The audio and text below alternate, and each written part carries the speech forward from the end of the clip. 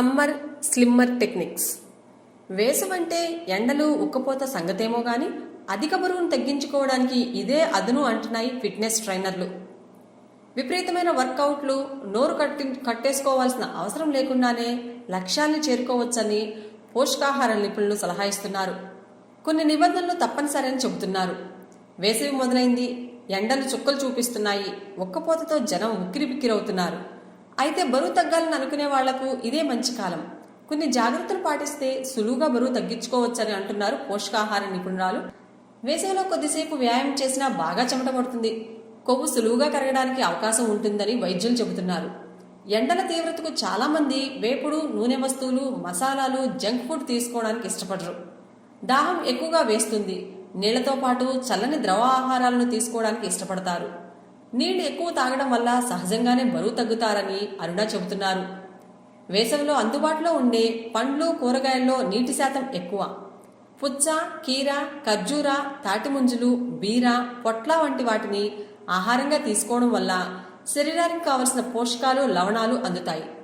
నీటి శాతం ఎక్కువగా ఉండే పండ్లు, కూరగాయలు తీసుకోవడం వల్ల కడుపు నిండినట్లుంటుంది, డైట్ కంట్రోల్ అవుతుంది. శీతల పానీయాలు, చక్కెర వేసిన జ్యూసులు, మ్యాంగో, సపోటా వంటివి తీసుకుంటే మాత్రం బరువు తగ్గకపోగా కొత్త సమస్యలు ఉత్పన్నమవుతాయి. వేసవిలో మెటబాలిజం తక్కువగా ఉంటుంది, అధిక వ్యాయామం అవసరం లేదు. ఉదయం 8 గంటల లోపు, సాయంత్రం 6 గంటల తరువాత ఆరుబయట వ్యాయామం చేయాలి. సూర్య నమస్కారాలు, కష్టతరమైన యోగాసనాలు తక్కువ సమయం చేయాలని నిపుణులు చెబుతున్నారు.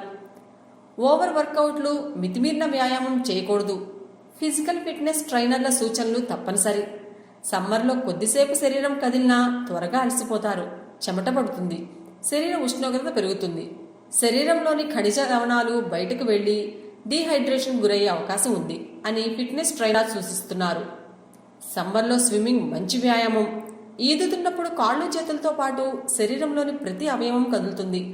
బరువు తగ్గాలని అనుకునే వాళ్ళు ఈతకు వెళ్లడం మంచిది. ఈత రాని వాళ్ల కోసం ఇప్పుడు ఆక్వా జుంబా, ఆక్వా యోగా వంటి వినూత్న విధానాలు అందుబాటులో ఉన్నాయి. వీటి కోసం ప్రత్యేక కేంద్రాలంటూ లేవు, కానీ ఇంట్లోనే సులువుగా ఆక్వా విధానాన్ని రూపొందించుకోవచ్చని నిపుణులు అంటున్నారు. నీటిలో వ్యాయామం చేయడంతో శరీర ఉష్ణోగ్రత సమతుల్యమవుతుంది. స్విమ్మింగ్ అధిక క్యాలరీలను కరిగించే వ్యాయామం అని ఫిట్నెస్ నిపుణులు చెబుతున్నారు. వేసవిలో ఘనాహారం కన్నా ద్రవాహారమే ఎక్కువగా తీసుకోవాల్సి అనిపిస్తుంది. దాహం ఎక్కువ అవుతుంది, ఆకలి తక్కువగా ఉంటుంది. నీరు ఎక్కువ తాగడానికి ఇష్టపడతాం. 15 నుంచి 20 నిమిషాలకు ఒకసారి మంచినీటిని సిప్ చేస్తూ రోజుకు కనీసం 7 లీటర్లు తాగితే బరువు తగ్గేందుకు ఉపయోగపడుతుంది. ఫ్రిడ్జ్లో నీటి కన్నా కుండలోని నీటిని తాగడం ఉత్తమమని సూచిస్తున్నారు.